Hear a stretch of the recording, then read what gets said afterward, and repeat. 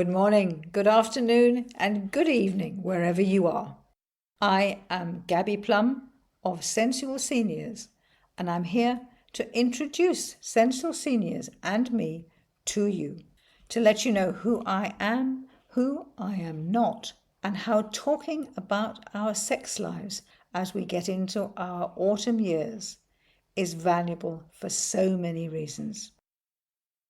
Now, I'll tell you, first of all, I am in my autumn years. I am 72 years old. This is a subject that is very dear to my heart. And I think that there is so much that is hidden in our minds and our hearts with regard to talking about sex and our personal lives that sometimes we just suffer because we cannot let those conversations out. Recently, I had a conversation with a friend who said that she never talked about her sex life, but we started talking just generally about it. And she told me a few things that had been happening in her world. And afterwards, she said to me, I feel as if a great burden has been lifted off my shoulders. She felt lighter simply because she'd been able to discuss a few things with somebody else, somebody she trusted, somebody who had no judgment.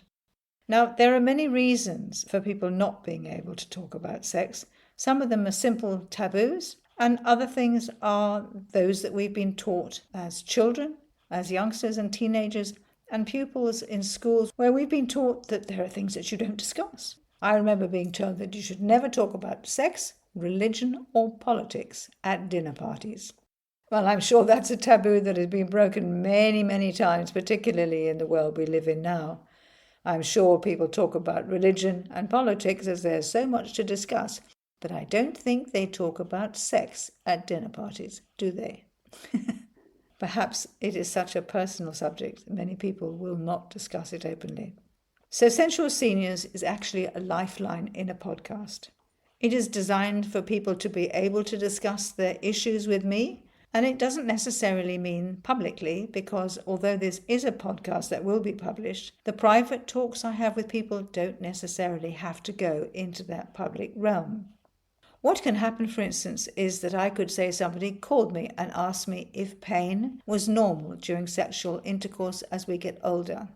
Or is, for instance, sex more difficult in the postmenopausal years? There are many, many subjects like that people ask about. And sometimes they are things that are very good to publish because other people have those problems too.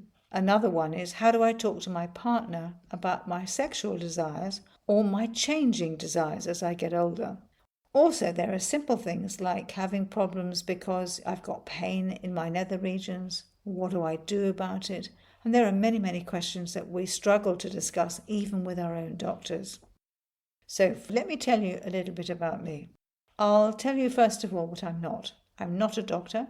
I'm not a sex therapist. I'm not a sexologist. And I'm not a sex worker. So who am I? Okay, my name is Gabby. I'm 72 years old. What does that mean? It means that I've had a very rich life full of wonderful relationships. A life full of relationships that weren't that wonderful, and I have worked through them. So there are many areas of conversation that we can have in this particular podcast series called Sensual Seniors. Now let me say, this is not just for seniors and it's not just for women. It can be for men and it can be for those of any age, because there is confusion and consternation and a lack of knowledge even when we're young, particularly in our teenage years and we're still trying to figure out who we are. Sexuality, and by that I mean sexual orientation, is a huge question for young people today. And not necessarily just young people who wonder who they are and what they're going to prefer in the sexual realm as they grow up. This can all be very confusing. One of the things that is most important in this series is the idea of judgment. Often you feel that if you discuss openly your sexual thoughts and preferences or your fantasies and your dreams with anybody, you're going to get judged. And that is something that will simply not happen in these podcasts. Judgment is not something that we do. Sometimes we struggle with our identity because our identities are very often mixed with our sexual beingness. As human beings, we are sexual beings. We are energetic beings, and that basically means that we are sexual beings. So what is identity, and what has that got to do with this subject?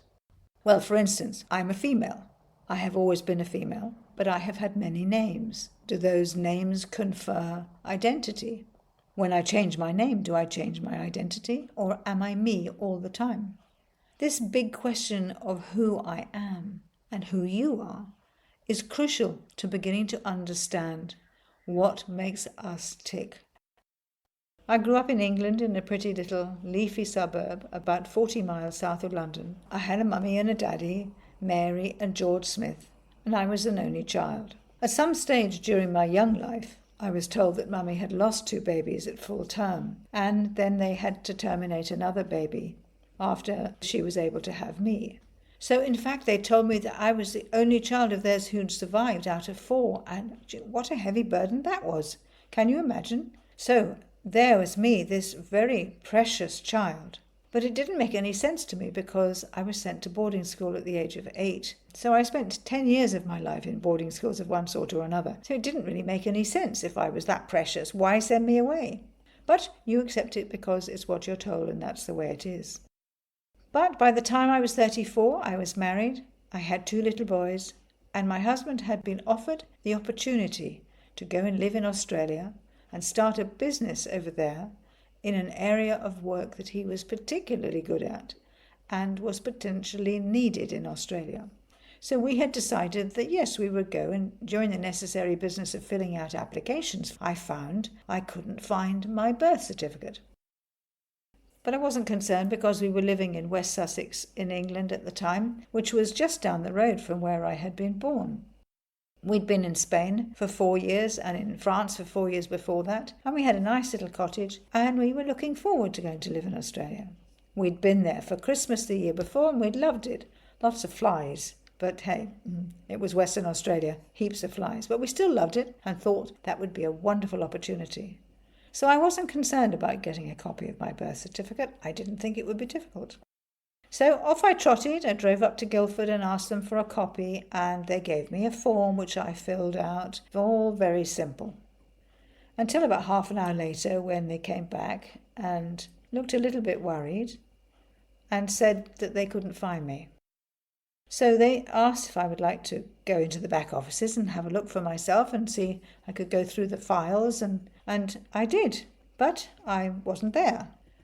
But my deceased brother, Philip, and sister Susan were there in the files, and Susan was actually who I was named after, which was a bit spooky, as my first identity was Susan Georgina Curzon Smith for a good many years of my life. But I didn't like that name, so I changed it to Sue Smith. But anyway, they'd come across this problem before in this registry office, and they weren't worried, so they asked the registrar if he could do a search for me in the main registry in London. I was told to go and sit in the waiting room, which I did, and I sat there twiddling my thumbs and wondering why government offices always had to be painted this dreadful green that made you want to puke.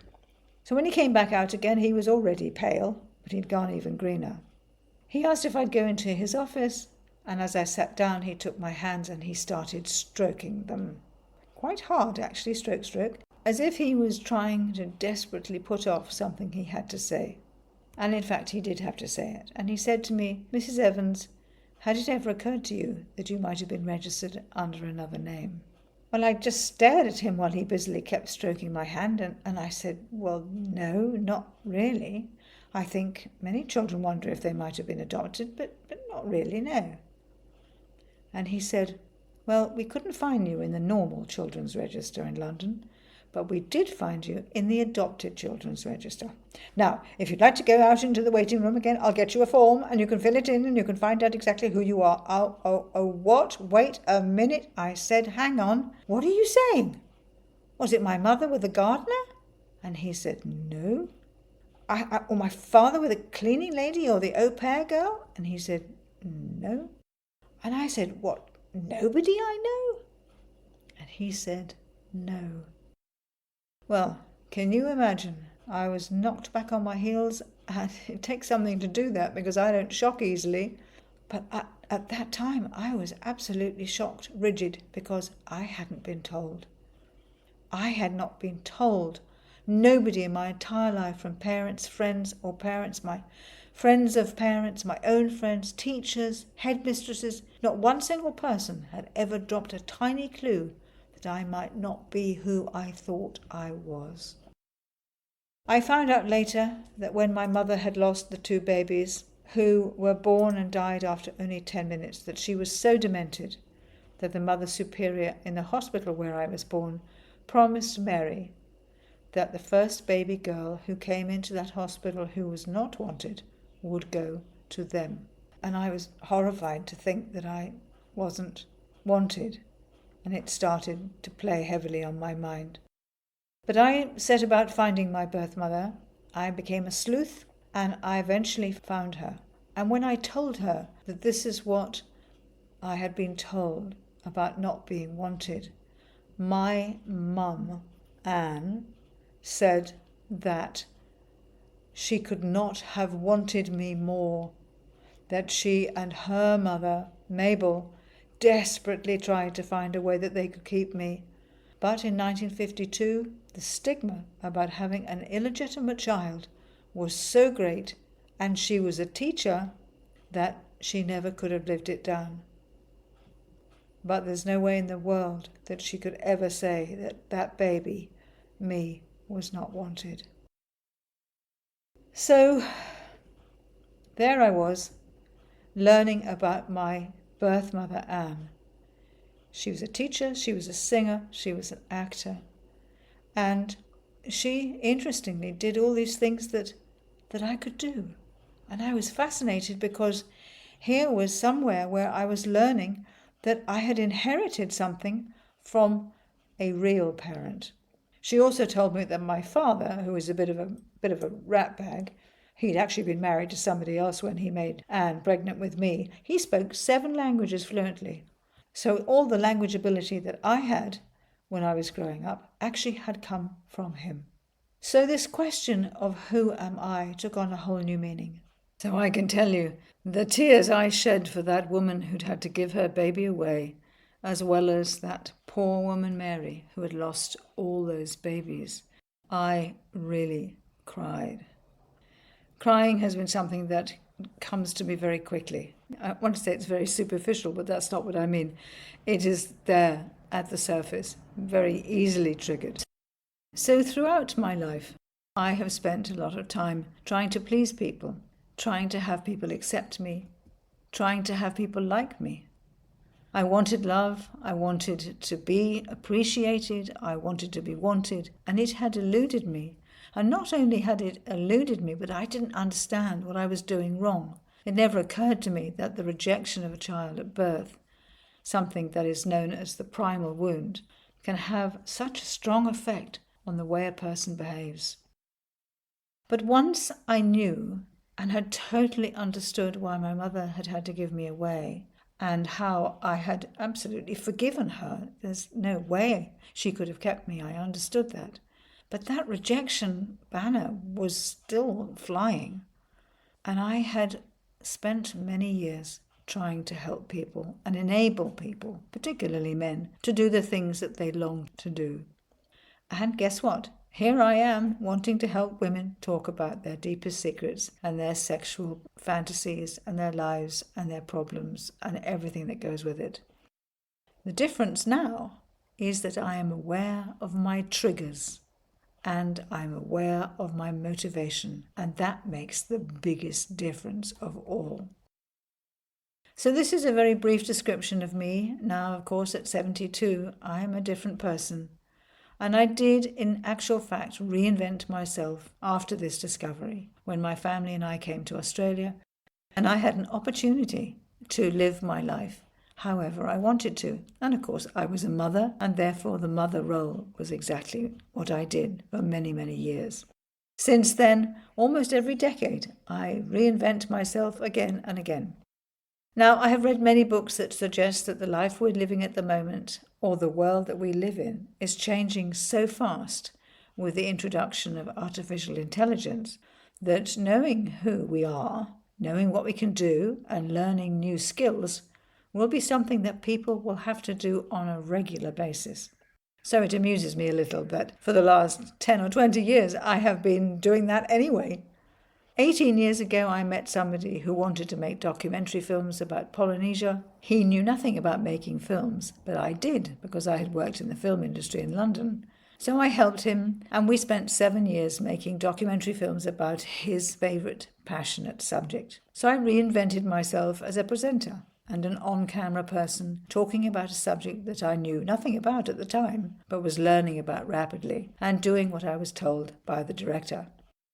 At the same time as we were editing these films, I went back to university and I got a BA in creative writing, editing and film studies.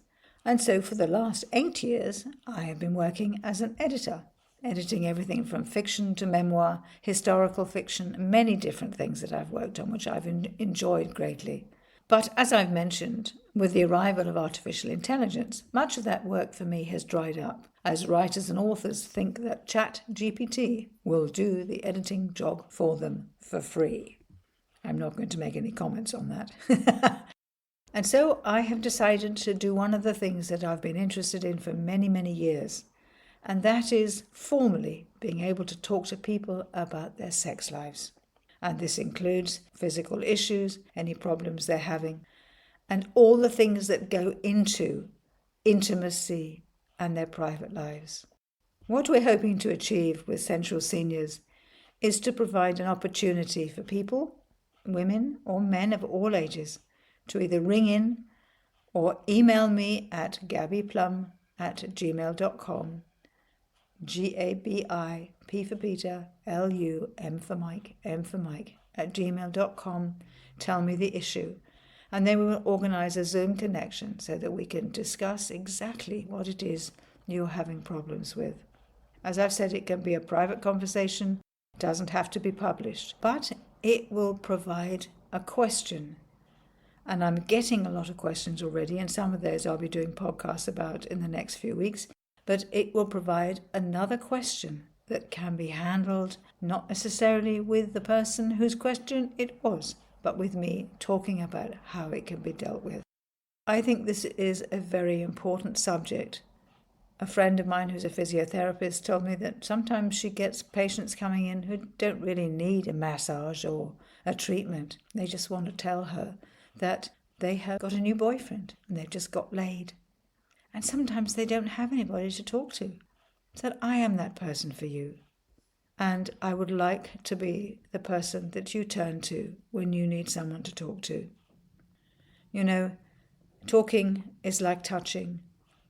To being held and cuddled is very important. And if we can't have that, if we can at least talk to somebody about our issues, that is almost as good as being hugged. So although I'm not a doctor and I'm not even an official counsellor, I am an ear, and I would like to be that ear for you. So thank you for joining me this morning or afternoon or evening, wherever you are. Please feel free to email me at gabbyplum@gmail.com and have a look at our sensualseniors.com website, where you can find out all about my terrible stories. I look forward to talking to you soon, and bye for now.